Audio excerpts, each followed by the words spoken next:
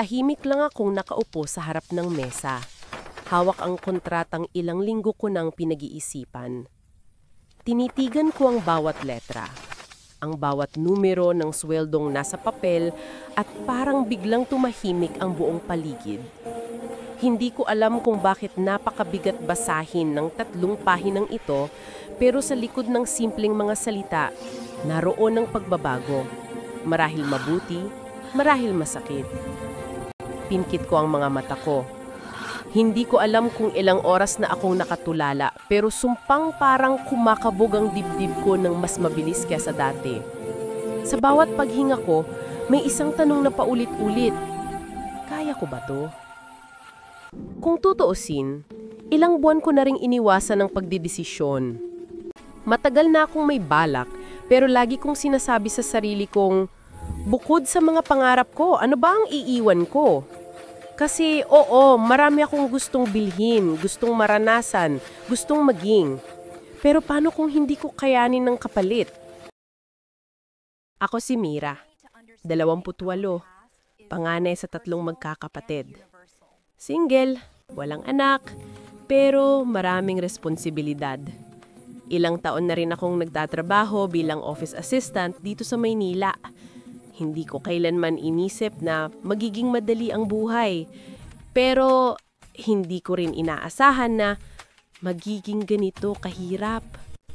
Tuwing sweldo, hindi pa man dumadampi sa palad ko ang pera. May direksyon na kaagad. Bayad sa tubig, kuryente, renta, grocery, baon ng mga kapatid, maintenance medicine ni mama. Minsan, pakiramdam ko, hindi pera ang hawak ko, resibo. Pero, hindi naman ako nagrereklamo. Parte yan ng pagiging panganay. Parte yan ng pagmamahal. Sa araw-araw kong pagkukommute, nagsisimula ako ng 6:00 ng umaga. Jeep paakyat ng EDSA, tapos MRT na siksikan parang sardinas. Kapag malas, may humihila pa ng bagay mo, o minsan may biglong mawawala. 3 utang ko sa palad ang ipit ng bag ko tuwing rush hour. Pagdating sa opisina, sunod-sunod ang email at paperwork. Minsan kailangan mong ngumiti kahit pagod ka na. Minsan kailangan mong maging maayos kahit umiiyak ka na sa loob. Ang hirap maging kalmado sa gulong ng deadlines at mga boss na may mood swings. Pero pagkatapos ng lahat ng yan, sweldong kulang. Hindi ko masabi kung sino ang unang dapat mabayaran at alin ang pwedeng i-delay. Sa loob ng MRT minsan, tumingin ako sa bintana kahit wala naman tanawin. Naisip ko, ilang taon na ba akong ganito? Bakit parang walang pagbabago? Hindi ako materialista. Hindi ko hinahanap ang luho. Pero gusto ko rin namang maramdaman ang kaunting luwag. Gusto ko rin namang makatulog nang hindi iniisip ang susunod na buwan. Isang gabi, nadatnan ko si Mama sa sala. Tahimik siyang nagbibilang ng mga gamot niya. Parang sobrang nag-aalala kung sapat pa ba ang laman ng bote. Hindi siya nagsasalita, pero ramdam ko ang takot niya. Narinig ko siyang huminga ng malalim. Parang may tinatago. Ayokong humantong ang panahon na hindi ko kayang tumulong. Ayokong maging anak na wala lang. Alam kong alang maging buhay na walang direksyon. Ang mga kapatid ko, nagsisimula palang bumuo ng pangarap. Isa, nag-aaral ng accounting. Isa, IT. Ang sarap pakinggan, di ba?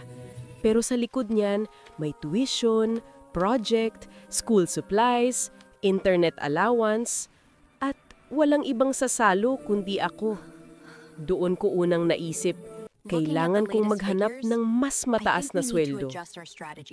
Nakakita ako ng job posting para sa office assistant sa Dubai. Hindi ko alam kung bakit pero nasabi ko sa sarili ko, kaya ko siguro yan. Mas modern, mas structured, medyo malayo pero promising. At sino ba namang Pinoy ang hindi nakakakilala ng may kamag-anak o kaibigan sa Dubai? Parang extension na ng Pilipinas yun. Nung una, natakot ako.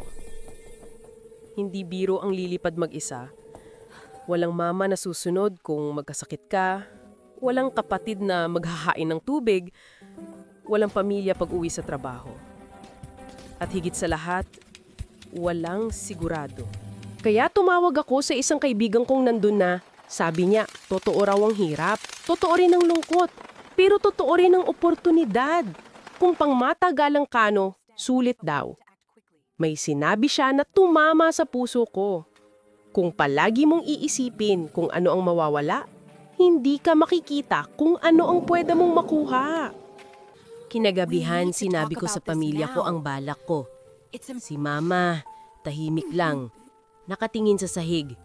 Parang may gustong sabihin na hindi maisalita. Ang tatay ko, malalim ang buntong hininga. Hindi ko alam kung dahil sa pagod o dahil sa pangamba. Ang mga kapatid ko, halatang na-shock. Pero in fairness, nagtanong sila, kaya mo ba? Sigurado ka na ba? Gusto nilang matiyak. At nagustuhan ko yon. Ibig sabihin, mahal nila ako. Sa mga sumunod na araw, tahimik ang bahay. Parang lahat may iniisip. Parang bawat ingay may bigat. Feeling ko nabawasan ko ang ginhawa nila dahil sa news na yon. Pero sabi ni Mama, kung ito ang makakabuti sa'yo, susuportahan ka namin. Para akong naglalakad sa dalawang direksyon. Gusto kong umalis para makatulong. Gusto kong manatili dahil natatakot akong mag-isa. Hindi ko in-expect pero dumating ang notice sa trabaho. Walang salary increase this year. Nabanggit pa na baka bawasan ang benefits. Parang biglang nagsarang pinto sa harap ko. Umuwi ako with a lump in my throat. Naghanukay ako ng budget. Sinulat ko ang gastos. Sinulat ko ang natitira. Nakita ko kung gaano kapayat ang pagitan ng kaya at hindi kaya. Sumunod na araw, nahuli ako ng jeep sa trapiko. Umuulan. Kumakapalang pawis at ulan sa mukha. Nabangga ko ng siko ng isang pasahero na padabog. Pagdating ko sa MRT station, may patalyang pila, siksikan, amoy pagod, amoy pag-aalala. Habang sumasandal ako sa metal na rail, napansin ko ang sarili ko sa refleksyon. Parang tinanong ako ng mata ko, ilang pang taon ang kaya kong ganito? Pagdating ko sa apartment, may kuryenteng kailangang bayaran, may tubig na nakakalimutan, may landlord na nagsabing tataas ang renta. Gusto kong umupo at umiyak, pero wala akong luha. Minsan kasi, pati luha, budgeted. Habang kumakain kami ng hapunan, tahimik ang lahat. Walang kumibo. Parang may nakausling tanong sa loob ng kwarto na natatakot lumabas. Kailan ka aalis? Nung sumunod na weekend, tumawag ulit ang kaibigan ko sa Dubai. Excited ang boses niya. May sinabi siyang bago. May opening sa kumpanya namin. Same position. Mas mataas ang sweldo. Nakuha mo na ba ang contract? Tanong niya. Doon ako napabuntong hininga. Oo, nakuha ko na. Pero hindi ko masimulan basahin. Kasi minsan, mas nakakatakot ang realidad kaysa pangarap. Humiga ako sa kama at tinitigan ng kisame. Sa dilaw na ilaw ng kwarto, natanong ko sa sarili ko, ano ba talaga ang gusto ko? Ano ang kaya kong isugal?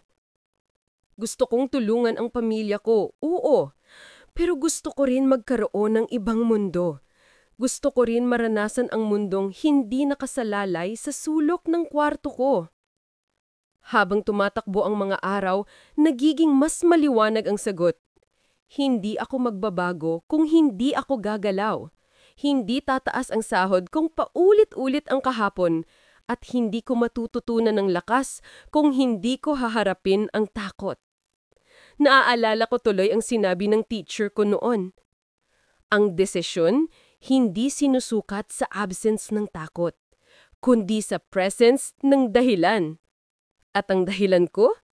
Pamilya, pangarap, stability.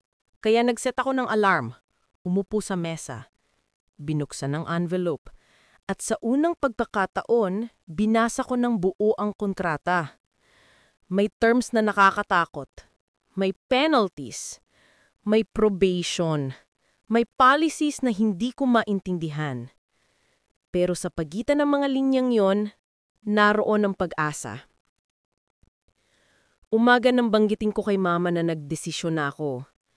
Hindi niya ako nayakap, pero hinawakan niya ang kamay ko.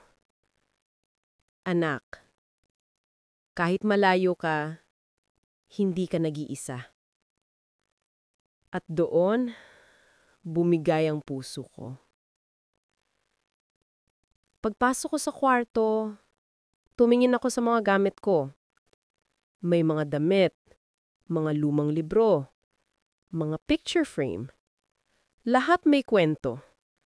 Lahat mahirap iwan. Pero baka kailangan ko na talagang kilalanin ang sarili ko sa ibang lugar. Baka kailangan kong tumumbuhan sa lupaing hindi akin para mas malaman ko kung sino ako. Makalipas ang ilang araw, tuyo na ang luha ko. Siguro, natanggap ko na.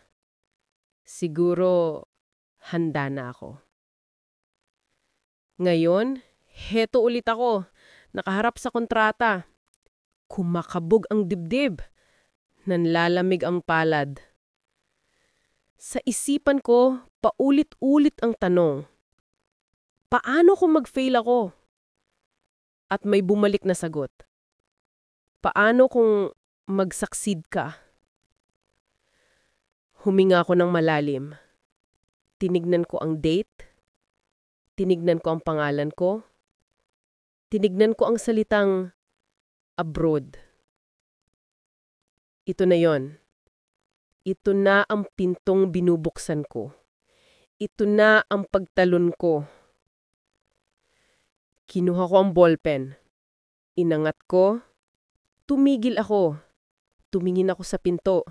Akala ko may hihinto. Wala. Tumingin ako sa langit. Isang mabilis na dasal. Hindi ako religious. Pero nagtiwala ako. At sa isang mabilis, ngunit mabigat na galaw, nilagdaan ko ang kontrata. Sa sandaling iyon, pakiramdam ko may nabasag. Siguro takot? Siguro limitasyon? Siguro ang dating ako. At habang pinapanood ko ang tinta na unti-unting natutuyo, naramdaman ko ang panginginig ng kamay ko, hindi dahil sa duda, kundi sa direksyon.